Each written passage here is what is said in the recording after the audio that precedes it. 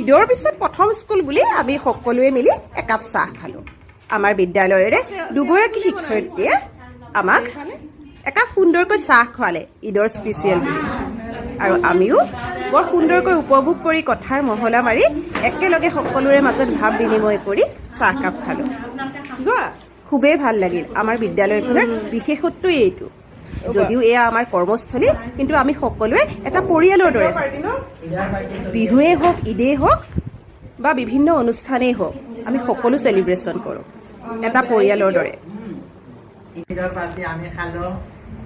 সময় পালে একাপ চাহো খাওঁ এনেদৰে আমৰ মাজতে অকণমান সময় উলিয়াই ইমান ধুনীয়াকৈ পিঠা পনাবোৰ বনাই আনিছে চাওকচোন। মনু মিছে তামোলৰ যোগাৰ কৰি আছে ন,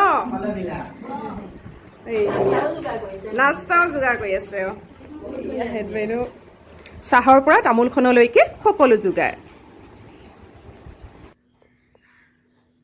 আৰু এয়া হৈছে বৈশ্য ছাৰ, খুহুতীয়া কথাৰে সকলোকে আমোদ দিব পাৰে।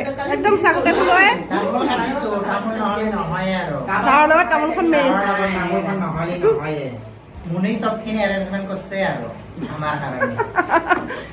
চাকু যোগাৰ কৰি দিছে ন আপোনাৰ, সকলোৱে সহযোগিতাও থাকে।